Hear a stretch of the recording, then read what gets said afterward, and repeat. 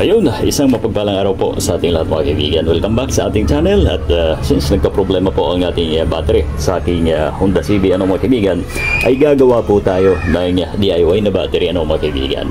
Ito po ay yung ginagamit natin sa solar setup mga kaibigan, na hindi naman lingid sa kaalaman natin na talagang natatalo na po ang lead acid ng ganitong battery mga kaibigan, dahil lumabas na rin po sa market ang phosphate battery na mas magaan at mas powerful mga kaibigan kung tutusin. At ito ay talagang matagal pag ginamit. Ngayon ito ay gamit na po mga kabalita, at napili lang natin dun sa mga pinagpalitan natin. Gagawin natin, i-check ang bawat voltahe mga kaibigan. Magsi-series po tayo ng 4 nito para maging 12 volts. At ang bawat isa daw po, assuming mga kabalita, ayon sa kanila, ayon sa specs ng battery nito, 6 AH bawat isa nito mga kaibigan. So ibig sabihin, magkakaroon po tayo ng 6 ampere hour na battery sa ating motorsiklo. Okay? Subukan natin ang bawat voltahe. Kailangan ay pare-parehas kung pwede lang mga kaibigan. Kaso ito nga ay pinili na lang po natin. Ito na. Saan ba? Ayan, para mas malinaw. Yun. Here we go. May baliktad. Pwede naman O ayan. 3.1 3.2 3.1 and then 3.2. Ngayon malalaman natin kung kaya magpa-start ng ating motorsiklo ang ating gagawin ito. Siyempre maglalagay po tayo ng BMS mga kaibigan.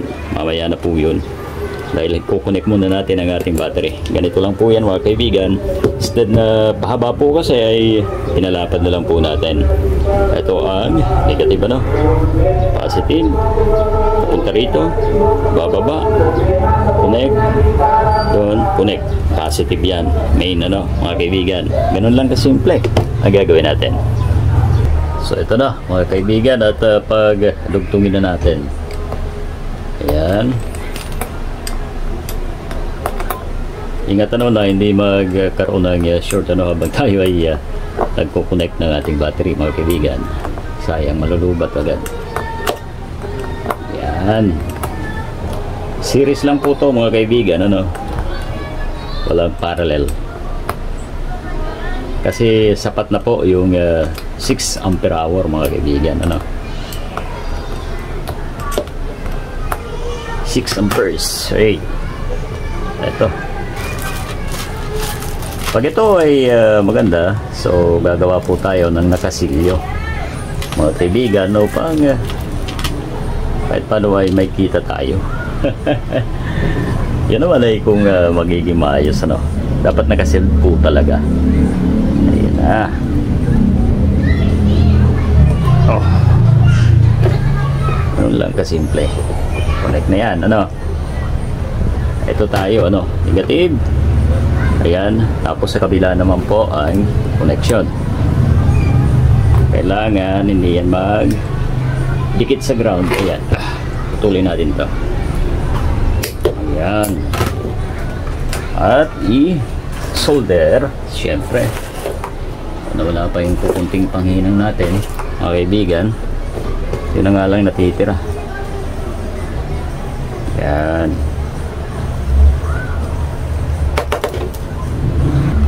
Yan, negative papunta doon sa positive, and then connect. Ayan, dito naman. Alright, tandaan po natin sa mga nais din na sumubok mga kaibigan. Pwede po yan.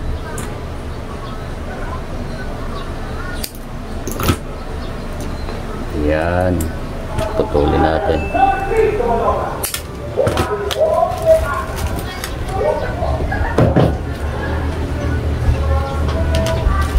Lagyan natin ang washer para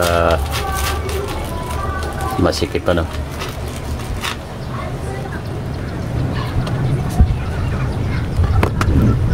Yo. Oh. Hindi wala isa. Yan. Hindi na po natin ito.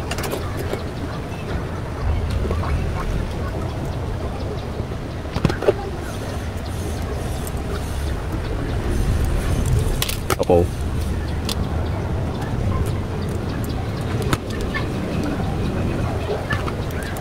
Yan. Hindi tayo dumikit dito, mag-spark yan. Ayan o.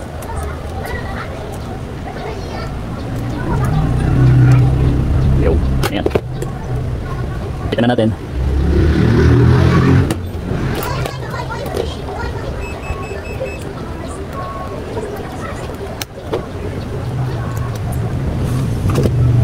Ngayon, ito ano, from here punta dyan, ayun, ito na rin kabila. Tapos niyan, okay na po ano mga kaibigan. Pero ma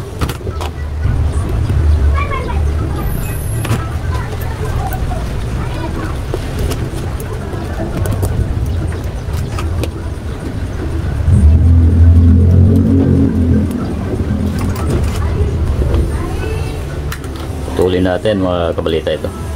Iyo. So yan na. Ang magiging negative po natin ito at yung positive na yan. Alright. Pagkatigil lang. Gumawa ng mga kaibigan. Basta may gamit po tayo. Yan na.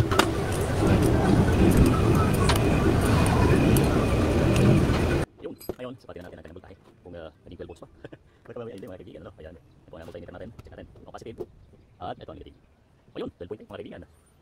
Siguro naman ay kaya na mag-start na i-charge na rin natin doon sa motorsiklo natin mga kaibigan, ang ating battery nito. Yan yan, negative, positive, pagkabitan natin ang BMS natin mga kaibigan. Sa pagkabit, unahin po dito, unahin po natin ang negative. Pero sa inyo na po yan, kung alin ang gusto nyo unahin. Yan. So ito muna ang unahin natin guys. Pagkita tayo ng positive na wire, papunta doon sa ating motorsiklo wire, tanso, pero hindi pure. Ito na ang positive natin mga kabalita. Ayun, kailangan higpit. Bali ito kasi yung paglalagyan din natin ng ating kainunan natin ng BMS natin, ano? Yan o. Alright. Yan, hindi na gumagalaw yan. Ito naman ang negative natin. Ito na, ang negative. Yan.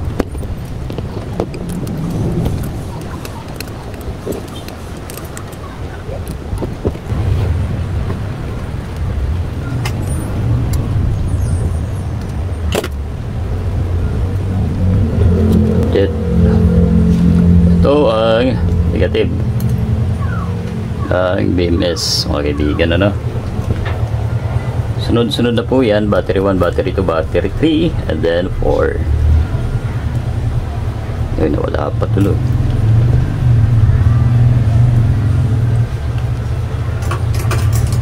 Yan.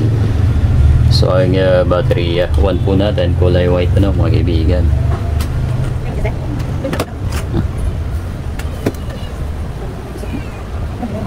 Yan, battery 2, ano mga kaibigan. Ito yan. Yan natin ito. Yo. Magka-connect na kasi yan, ano mga kaibigan. Pwede naman dyan. Okay na. Okay, tayo lumit. Yan, battery 1. Battery 2, kulay 2, ano, dito naman.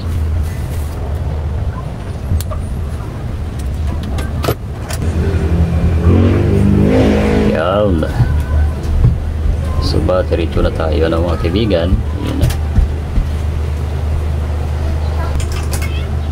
At sunod ang battery 3. Dito po yan mga kaibigan.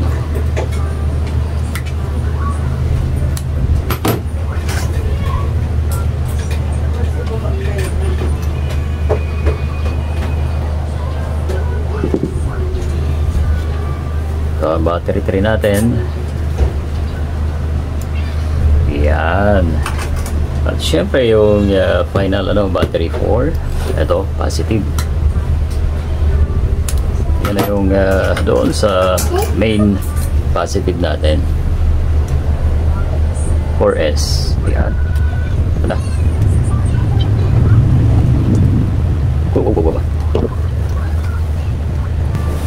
Yan. So okay na po ano mga kaibigan. At pwede na natin nilagay. Pero yung negative muna ng battery natin. Ito yan o.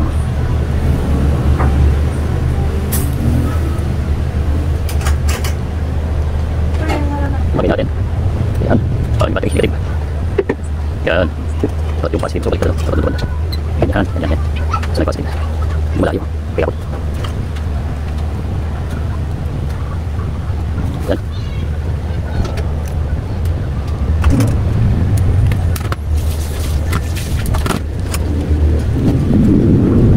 Gapasin natin. Yan.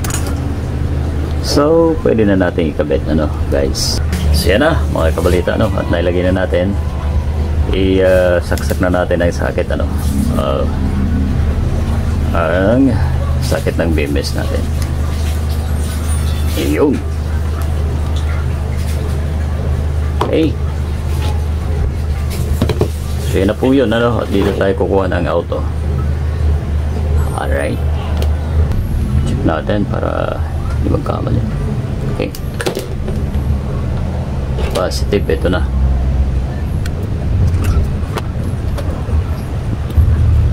Ayan. Kailangan walang lost connection. Ayan. Okay na guys, ano mga kabalita? Lagyan natin ang tape. Ito mga kabalita, ang dati po nating battery, ano, at talagang wala na pong pag-asa yan. Lead acid, ano, mga kaibigan, MF5L-B. Alright, ayan na. So yun, ito na mga kabalita, ano, at tayo po yung tao na hindi makontento, ano, pagka yung ginagawa natin ay hindi nag-success.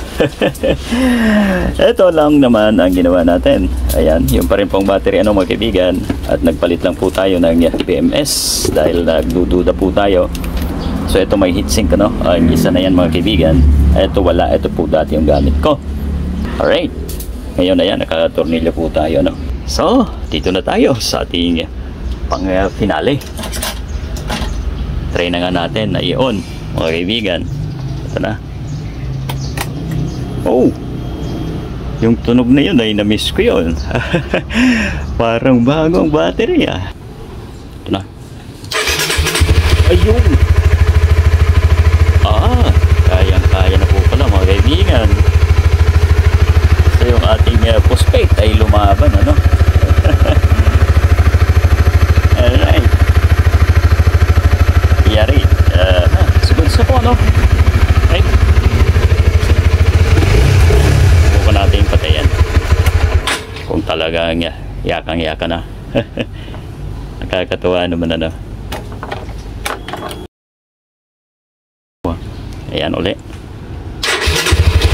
One click. Siguro sa mga kaibigan, ang ating battery.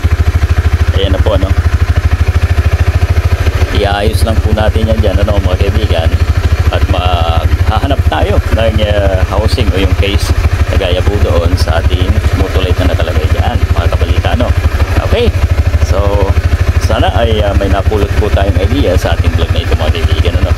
Alright. Maraming salamat po sa inyong lahat, mga kaibigan. Huwag po natin kalimutan na i-like, ano. Isa pa nga. Para makontento tayo. Ayan na. Ayan ang battery. Okay, on. Oh, doon pa lang sa pagtunog ay talagang halata mo na malakas ang mga kaibigan. Once again, ito. Ayan. Goods, mga kaibigan.